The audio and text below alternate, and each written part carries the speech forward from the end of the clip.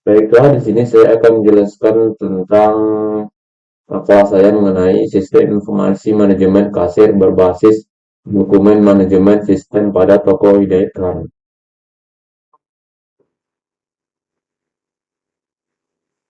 Yang pertama saya akan menjelaskan latar belakangnya. Toko Hidayat Keramik merupakan salah satu usaha retail yang bergerak di bidang penjualan material keramik, granit, berproduksi jenis untuk kebutuhan konstruksi dan renovasi dalam era digital saat ini. Pengelolaan transaksi penjualan yang efisien menjadi kunci utama keberhasilan bisnis retail. Sistem informasi manajemen kasir yang terintegrasi dengan baik dapat meningkatkan produktivitas, akurasi data, dan kepuasan pelanggan. Selama ini, toko elektronik masih menggunakan sistem manual dalam pengelolaan transaksi kasir yang meliputi pencatatan penjualan, pengelolaan stok, dan pembuatan laporan. Sistem manual ini menimbulkan berbagai kendala seperti kesalahan pencatatan, sulitnya pelacakan inventory, dan keterlambatan dalam pembuatan laporan keuangan. Selanjutnya, dokumen manajemen sistem atau DMS menawarkan solusi alternatif yang efektif untuk mengelola dokumen-dokumen transaksi tanpa memerlukan teknologi backup yang kompleks dan mahal. Pendekatan ini lebih cocok untuk usaha menengah seperti Tokopedia Keramik yang merupakan sistem yang sederhana namun powerful dan mengelola data transaksi dan dokumen yang baik. Rumusan masalah ini pada Batangi telah diuraikan. Yang pertama, fitur-fitur apa saja yang harus dimiliki oleh sistem informasi manajemen kasir untuk membantu pengelolaan keuangan. Yang kedua, keuntungan apa saja yang diperoleh kasir dengan menggunakan sistem informasi. Yang ketiga, tantangan apa saja yang dihadapi sistem informasi manajemen kasir, khususnya terkait kesalahan input data. Yang keempat, bagaimana sistem informasi dapat meningkatkan kepuasan pelanggan di kasir. Yang kelima, fitur apa yang diperlukan dalam sistem baru berbasis DFS. Yang keenam, seberapa efektif sistem DFS dalam membantu operasional kasir. Tujuan dari penelitian ini ialah penelitian ini ditujukan untuk menganalisis dan merancang sistem informasi manajemen hasil berbasis DFS yang sesuai dengan kebutuhan.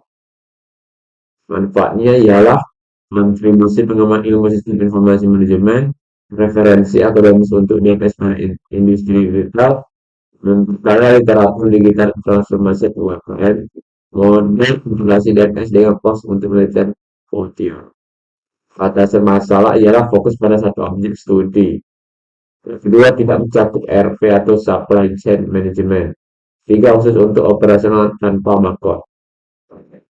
Landasan teori ini ialah yang pertama, sistem informasi manajemen. Sistem informasi manajemen kasir merupakan aplikasi terintegrasi yang mengelola seluruh aspek transaksi penjualan mulai dari input produk, kalkulasi harga, hingga pelaporan keuangan. GMS ialah platform digital yang memungkinkan organisasi untuk menyimpan, mengelola, dan mengakses dokumen secara elektronik. Selanjutnya, sistem kasir. Sistem kasir adalah aplikasi yang dirancang untuk memproses transaksi penjualan, menghitung total pembelian, menerima pembayaran, dan mencetak surat pembelian. Fungsi utama sistem kasir meliputi POS atau Point of Sale interface untuk menginput transaksi penjualan dengan kemudahan penggunaan bagi kasir. Yang kedua, inventory management. Pengelolaan stok barang termasuk tracking keluar masuk barang dan keluar untuk stok minimum. Yang ketiga, customer management. Pengelolaan data pelanggan dan riwayat transaksi untuk program loyalty atau analisis perilaku pembeli. Selanjutnya, payment processing. Pemrosesan berbagai metode pembayaran seperti tunai, kartu kredit, debit, atau wallet. Selanjutnya, reporting. Pembuatan laporan penjualan harian mingguan untuk menunjang laporan inventory. Selanjutnya, user management. Pengelolaan hak akses user berdasarkan peran seperti kasir, supervisor, atau manajer. Selanjutnya, industri keramik. Industri keramik merupakan sektor yang produksi berbagai produk keramik untuk keperluan konstruksi, dekorasi dan kebutuhan rumah tangga. Produk keramik umumnya dikategorikan berdasarkan jenis produk, keramik lantai, keramik dinding, keramik tirai, mosaik, dan aksesoris pelengkap. Ukurannya pun bermacam, berbagai dimensi mulai dari 20 kali 20 cm hingga 120 kali 60 cm dan bahkan lebih besar. Kualitasnya A, B, atau C berdasarkan standar kualitas dan finishing. Motif dan warnanya variasi yang sangat beragam sesuai tren dan selera pasar. Analisis sistem. Kunci keren adalah usaha yang bergerak di bidang penjualan granit dan material finishing bangunan. Toko ini telah berinspirasi dari lebih dari 10 tahun dan memiliki lokasi strategis di kota yang mudah diakses oleh pelanggan maupun kontraktor. Data perusahaan, nama toko Ide Keramik, bidang usahanya, retail material keramik dan granit, alamatnya di Jalan Raya. Dan berdiri 27 November 2007. Jumlah karyawannya 5 orang. Analisis sistem berjalan.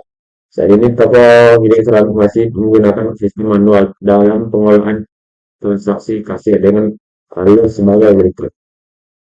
Pertama, proses penjualan. Satu pelanggan datang dan memilih produk dengan bantuan sales. Yang kedua, sales menghitung kebutuhan dan daftar barang manual. Jika kasir menghitung total harga menggunakan kalkulator, kasir tulis nota penjualan manual dan dalam buku nota. Identifikasi masalah ialah satu proses transaksi lambat, yang kedua kesalahan perhitungan, kuman ya lalu perhitungan total harga kembalian. Itu aplikasi pekerjaan yang tak kesulitan mencari data.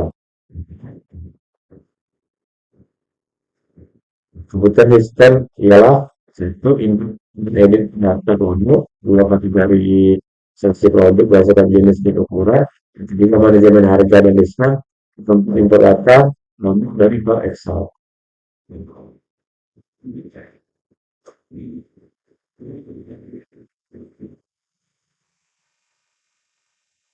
Sama sistem.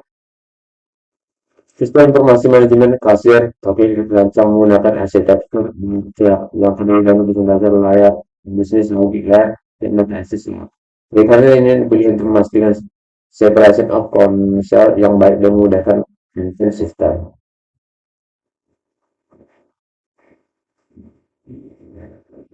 Sistem tugasnya ialah tabel user, tabel kategori, tabel produk, tabel customer, tabel transaksi, tabel fungsi data, tabel stok dokumen, tabel dokumen, dan lain-lain.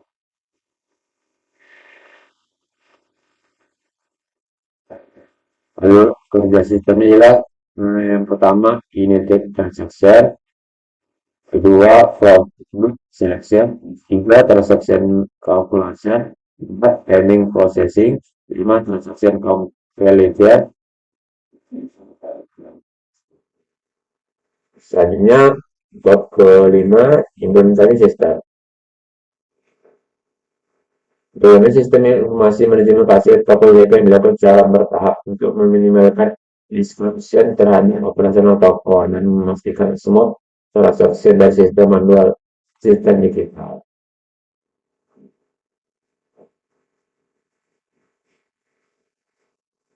Testing dan validasi dilakukan untuk memastikan sistem pengisian rekrutmen dapat dilakukan dalam operasional sehari-hari. Oke, selanjutnya bukti video wawancara akan ditayangkan di video selanjutnya.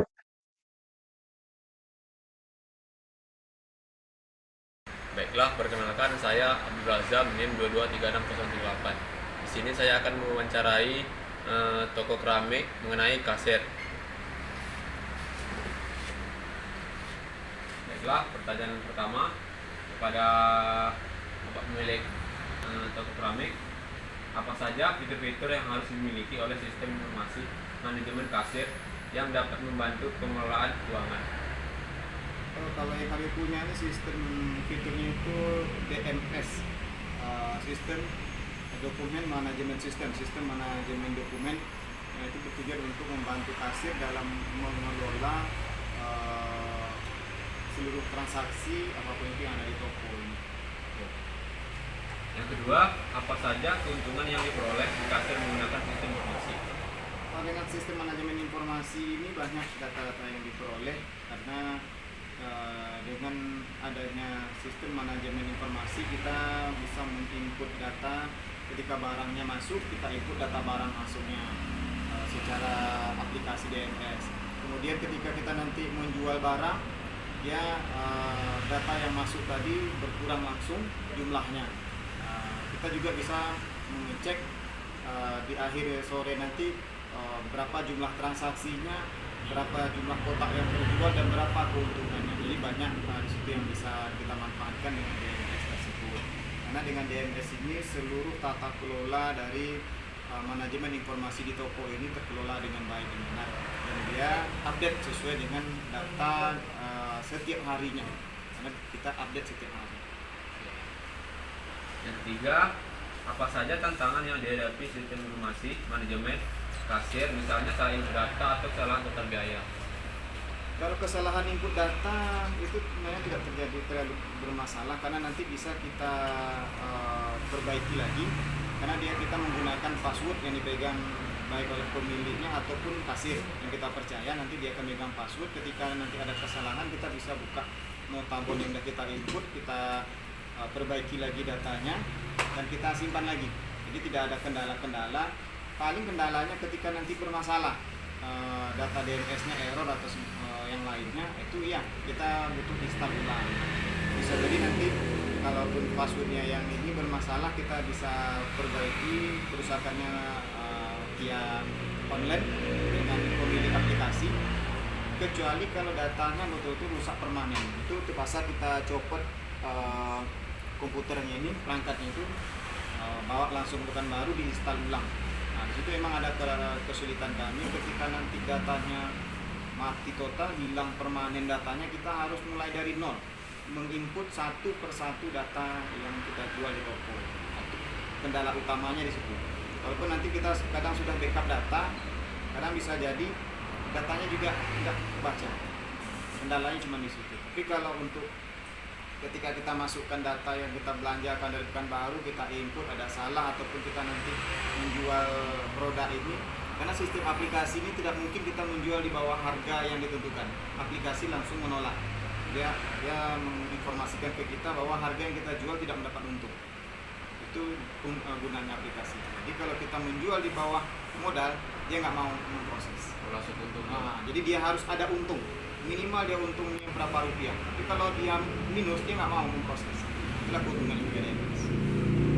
Selanjutnya, bagaimana sistem informasi dapat meningkatkan kepuasan pelanggan? Kalau untuk kepuasan pelanggan dari aplikasi ini, kadang ada pelanggan yang berulang datang.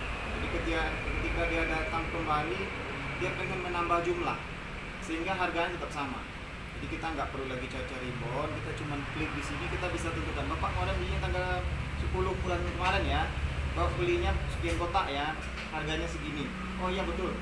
Jadi apalagi di toko kami ini, pelanggan tadi ketika nanti ada barang yang setelah dipakai dipasang, ada yang lebih bisa dikembalikan. Dia lupa bawa bon, kita bisa mencarikan data dia di dalam ini, dan dia tahu lagi harganya berapa kemarin dia beli. Jadi dia tidak akan dirugikan. Jadi kami pun tidak rugi, dia juga tidak dirugikan. Jadi keuntungannya sama-sama saling menguntungkan dari aplikasi. Yang kelima, fitur apa yang paling diperlukan dalam sistem baru? Kalau sistem, karena ini untuk toko yang sederhana, mungkin ini sudah sangat membantu. Nah, sudah cukup membantu. Mungkin kalau kedepannya penambahan fitur dari aplikasi yang di toko ini, mungkin karena kami tokonya keramik, tidak sistem barcode, jadi mungkin tidak juga membutuhkan sistem barcode. Saya rasa tidak ada penambahan, karena terkait nanti buat kita buka retur, dia ada untuk pengembalian barang ada. untuk masukkan data barang masuk ada, untuk penjualan ada, untuk semuanya kayaknya udah lengkap. Kalau untuk fitur DMS ini, kalau untuk usaha-usaha yang sederhana seperti kami, bahkan distributor di Pekanbaru dia sama programnya, karena di sini udah lengkap semua. Baik itu nanti nama sales yang menjual, kemudian datang barangnya dari distributor mananya, itu ada semuanya. Jadi lengkap semuanya di sini. Lagi Jadi untuk penambahan fiturnya untuk apa lagi? penambahan fitur sejauh yang kita ketahui, yang kita operasionalkan sesuai kebutuhan di toko ini, itu sudah sangat lengkap ya. Tidak ada penambahan fitur lah intinya, karena seluruh kebutuhan yang dibutuhkan untuk manajerial toko ini melalui DMS ini dia sudah lengkap semua. Yang selanjutnya terakhir, apakah Anda merasa terbantu dengan sistem saat ini? Jika tidak ada kendalanya? Kalau kami sangat-sangat terbantu, karena pertama saya buka usaha tahun 2007 yang lalu, 2007. Jadi situ kita masih menggunakan data manual, kita harus tulis manual. Bond kita cetak manual, kita tulis, kemudian supaya kita tahu keuntungan kita berapa, kita tuliskan harga berapa. Jadi repot jadinya. Sama dengan stok barang, kita harus selipkan kertas di situ satu persatu. Jadi kan repot. Sementara dengan adanya DMS ini, kami pakai udah lebih dari 10 tahun pakai DMS ini, sistem aplikasi. Jadi memang sangat-sangat membantu ketika adanya DMS. Jadi kami ketika ada konsumen nanti butuh barang, contoh nih merek ikat hitam polos gitu, kita bisa klik di sini, kita tahu stok yang ada di gudang. Tinggal kita cocokkan betul nggak jumlahnya, karena ada yang pecah kan kita sortir gitu, bisa jadi jumlahnya berkurang, tapi tidak akan jauh lari dari data yang ada di komputer. Jadi semuanya sangat-sangat membantu. Apalagi nanti kalau kita selama ini menggunakan perkiraan kan banyak nih toko-toko nih. Oh, bulan ini saya rasanya saya dapat untung 50 juta gitu. Cuman dia nggak bisa membuktikan. Iya. Kalau kami bisa membuktikan, untung kami sebulan itu kami tahu berapa marginnya, berapa persennya, dan berapa total keuntungan bersihnya. Kami tahu karena kita ada input data di sini, data perhitungan harga pokok, baru upah muatnya, gaji sopirnya, kerusakan mobil di jalan, dibongkar sama buruh di sini, resiko pecah sama kita antarkan ke konsumen. Itu sudah masuk dia di dalam harga pokok. Ketika kita jual di atas itu, maka kita murni untungnya 100%.